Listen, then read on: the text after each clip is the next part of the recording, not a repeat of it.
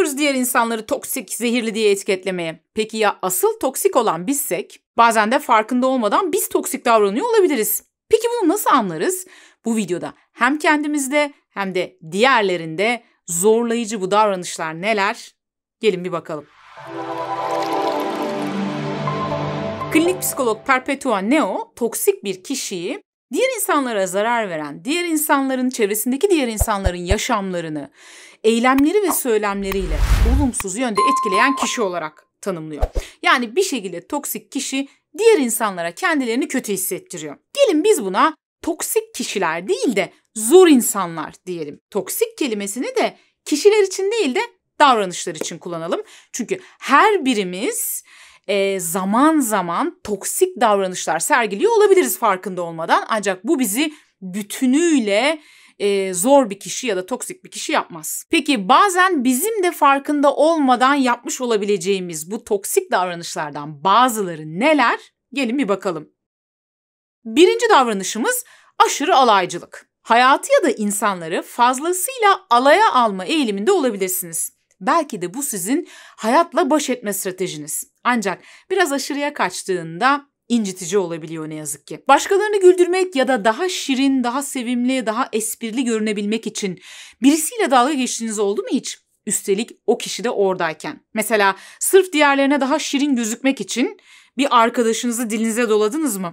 Onun daha önce yaptığı bir hata ya da belki fiziksel özelliklerinin bazılarını dilinize dolamak. Başkalarını bir grubun önünde alay yollu olsa bile küçük düşürmek ne yazık ki toksik bir davranıştır. Evet, bir diğer toksik davranış, pasif agresif davranış. Daha önceki videolarımızın bazılarında da bahsetmiştik. İzlemeyenler için tekrarlayalım. Pasif agresif davranış kişinin hissettiği duyguyu, düşünceyi açıkça karşı tarafa yöneltemediği durumlarda başvurduğu, bu öfkesini daha gizli, daha örtük, daha böyle maskeli şekilde yansıttığı bir davranış biçimidir. Diyelim ki bir kişiye gerçekten öfke duyuyorsunuz ve bu öfkenizi direkt olarak ona yansıtamıyorsunuz ya da söyleyemiyorsunuz. Bu durumda mesela bu sevmediğiniz kişiyle ilgili olarak direkt onun yüzüne konuşmak yerine onun arkasından konuşmak ya da onunla konuşurken rahatsız olduğunuz davranışı açıkça söylemek yerine çeşitli imalarda bulunmak, göndermeler yapmak, ne bileyim onun size gönderdiği işleri yerine getirmemek, işte sürekli ertelemek gibi daha böyle örtük, daha gizli yollarla, daha imalı şekilde kişinin öfkesini göstermesidir pasif agresif davranış ve gerçekten de zehirli, toksik bir davranıştır. Bir de iğneleyici şakalar var mesela, onlar da pasif agresif davranış aslında. Bir şekilde sizi rahatsız eden şeyi ya da işte o sevmediğiniz kişiye şaka yollu, şakaymış gibi tırnak içinde laf sokma alışkanlığınız var mı? Eğer varsa ne yazık ki bu da toksik bir davranış. Mesela şöyle diyebilir.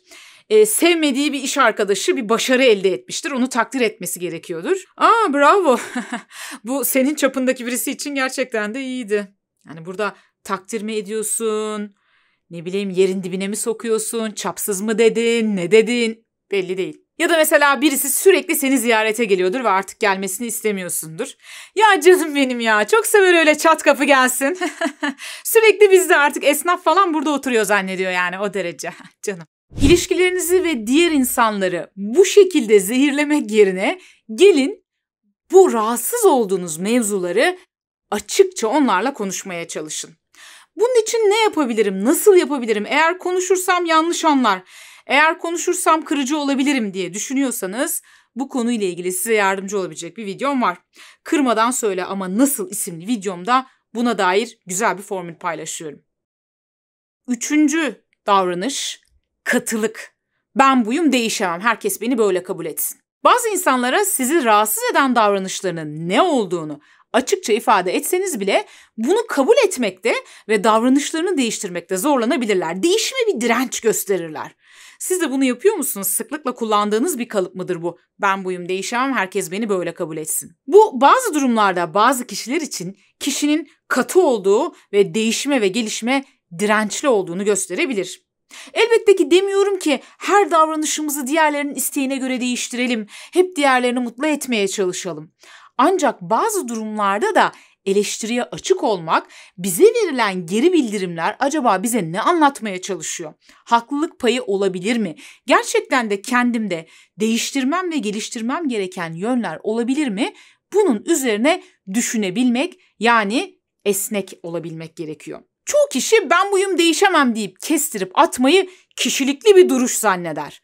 Halbuki gerçek güç katılık değil, tam tersine esneyebilmektir. Yani kişinin kendisine objektif bir gözle bakabilmesi ve yeri geldiğinde değişip gelişebilmesidir. 4. davranışımız sadece kendisini anlatma. Arkadaşlarınızla yaptığınız sohbetlerde daha çok konuşan taraf kim oluyor? Tabii ki bu duruma göre değişebilir. Bazen daha çok konuşan taraf siz olursunuz. Alırsınız sazı elinize, konuşursunuz. Bazen de karşı tarafı dinlersiniz. Ancak bazı kişiler vardır ki sıklıkla konuşan taraf hep kendisi olsun ister. Her görüşmenizde sazı eline alır, konuşur, anlatır, kendisini anlatır, sürekli anlatır. Fakat size ya peki sen nasılsın? Sen neler yaptın? Peki bu durumda ne hissediyorsun? Bu gibi soruları sormaz bile. Zaten anlatsanız da dinlemeye pek de hevesli değildir. Eğer siz de bu şekilde davranıyorsanız bu karşı taraf için gerçekten de zorlayıcı olabiliyor. Eğer karşı taraf bu şekilde davranıyorsa o zaman yine biz iyi niyeti elden bırakmayalım ve bu rahatsızlığımızı ona kırmadan dile getirelim. Bunun nasıl yapılacağını bahsetmiştim. Kırmadan ama nasıl videomda anlatıyorum. Bir diğer davranışımız küçük emrahçılık. Şimdi küçük emrah yeni nesil için pek tanıdık gelmeyebilir. Önce izninizle biraz açıklamak istiyorum. Bir zamanların arabesk kralı Küçük Emrah filmlerinde hep mağdurdur. Hep mağduru oynar. Hep başına kötü bir şeyler gelir, acılar içinde kıvranır, hep ağlamaklıdır. İşte bazen de bazılarımız belki de dikkat çekmek için hep böyledir hayatta. Yani hep mağduru oynar, sürekli şikayet eder, hep hayatından dolayı mutsuzdur, her kötülük onları bulur, hep karamsardır, hep ağlamaklıdır, hep şikayetçidir. Bu olumsuz bakış açısı sadece o kişiyi etkilemekle kalmaz. Çevresine de bunu bulaştırır. Yani çevresine de bunu yayar.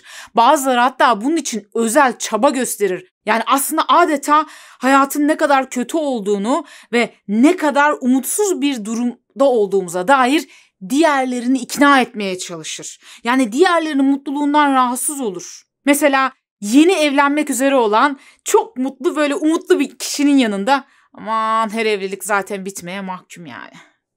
Nedir? Diyerek yorum yapmak ve ortamların enerjisini düşürmek. Ya da çok coşkulu bir biçimde, umutlu bir biçimde kendi yeni girişim projesini anlatan bir kişiye aman o iş olmaz boşuna uğraşma diyerek ikna etmeye çalışmak gibi. Duygularımızı bastırmak ya da reddetmek elbette doğru değil. Ya da tabii ki sürekli mutluymuş gibi davranmak zorunda değiliz. Mutsuzsak mutsuzuzdur. Ancak sürekli mutsuzmuş gibi davranmak da doğru değil. Çünkü bunlar bir süre sonra alışkanlık haline geliyor.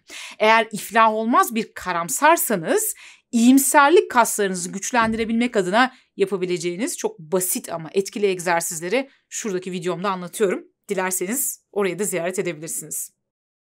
Çok mu yardımseversiniz?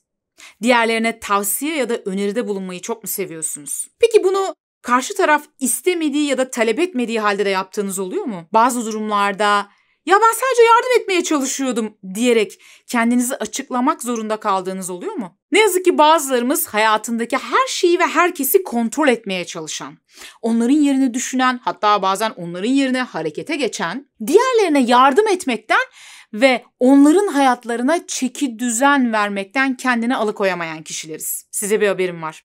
Bu davranışınız onları rahatsız ediyor olabilir. Bunun daha şiddetli ve daha tehlikeli bir versiyonu ise kontrolcülüğün yanına bir de manipülasyonu ekleyenlerdir.